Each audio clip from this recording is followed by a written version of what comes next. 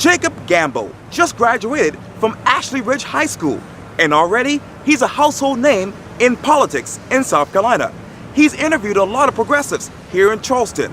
I sit down one-on-one with Jacob the journalist for a special edition of Quintin's Close-Ups. And be sure to download the free Quintin's Close-Ups app in your Apple or Google Play stores. Jacob Gamble, it's so good to meet you. It's good to meet you too. I appreciate this greatly. Oh, thank you so much. I understand that you're a web content writer, that is, for Trimmer. I am. And also, you are Jacob the journalist. That's true. You've interviewed a lot of progressives here in Charleston. People like Thomas Dixon, you got Mary Tecklenburg, you even interviewed Brady Kirkgardner just recently. And you went to Ashley Ridge High School, and I understand from Ashley Ridge High School, you're now going out to USC. That's true. I'm moving in 4 days. Wow. So. What is it like to be you? I'm just a kid still, kind of. So, Okay. But I'm forced to grow up pretty fast with all the gun reform action that activism that I've been a part of. So it's been my life has changed a lot in the past year, I guess. Because a year ago I was not involved really at all in politics. Now I'm like fully head in. Wow. Where should the discussion about gun reform head in your mind next? The first part is actually addressing it, because our lawmakers around here, the general stance among people around here, local lawmakers, is just to ignore the issue. They take no stance on it because it's kind of controversial, and to stay in office locally, you don't want to be controversial at all. You want to stay as apolitical as possible.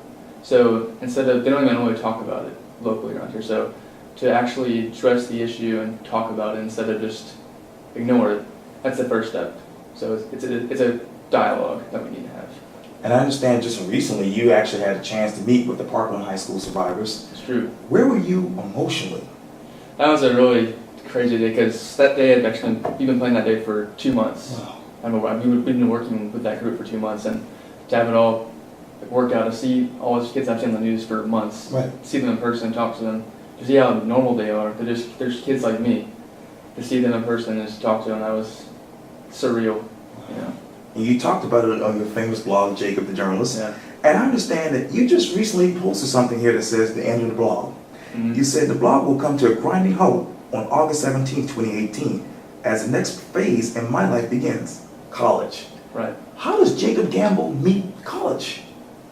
I don't know. It's gonna be interesting, because honestly, I kind of want to stay here and continue doing what I'm doing, because I'm starting to get my organization starting to get starting to pick up, I guess. Trying to pedal a little bit faster. And when that happens, I'm starting to have to leave, so it kind of sucks. I want to stay here and we're starting to get stuff done, so I want to stay here and do that. But it's gonna be different. It's definitely gonna open up a lot of opportunities for me, because Columbia, it's right next to the State House, so I'll be right there. Right, that's right behind there. Yep. However, and you said this on your blog, however, before I go, I will be making the most of my time that I have left on this platform.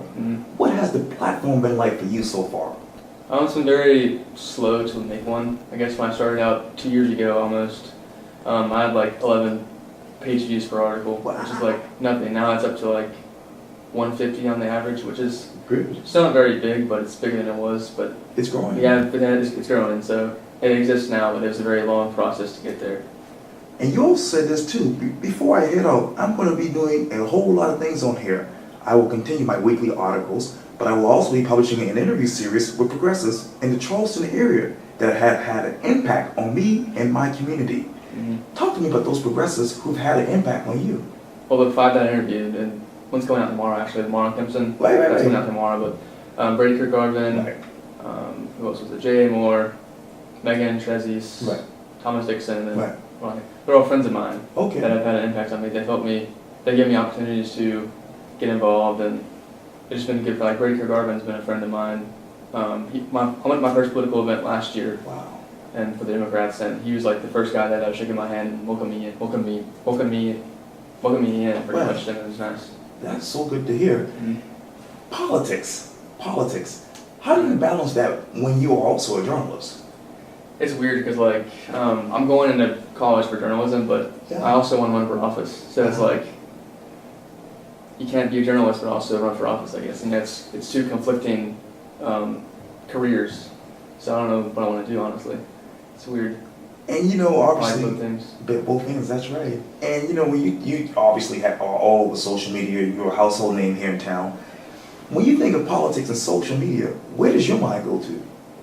Politics and social media. My mind goes to, I think Twitter is a really great platform. It's not always used correctly, but it connects businesses, brands, politicians to the people Right. in a way that's never been done before. It's a forum for conversation, and I think it's a great thing that brings politics and social media together into one. So it's a very, very important place to have dialogue.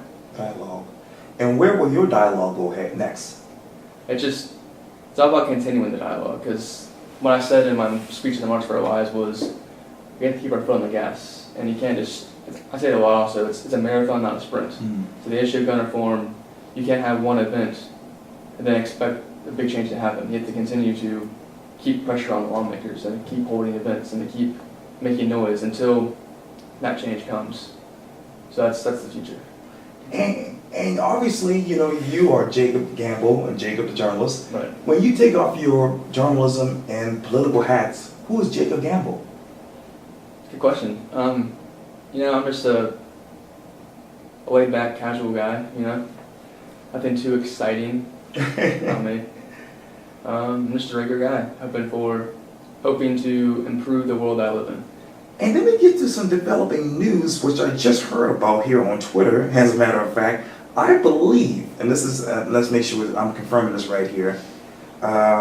Former Charleston Mayor Joe Riley says the money has been raised to build a new International African American Museum. Wow. When that goes to your mind, what sticks out to you?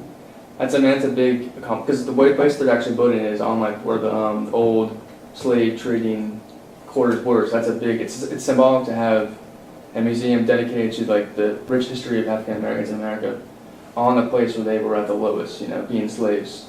Now they're rising up over that, making a museum just to highlight their greatness, honestly. It shows how far they've come, I guess. Mm-hmm. But there's still a lot more to be done.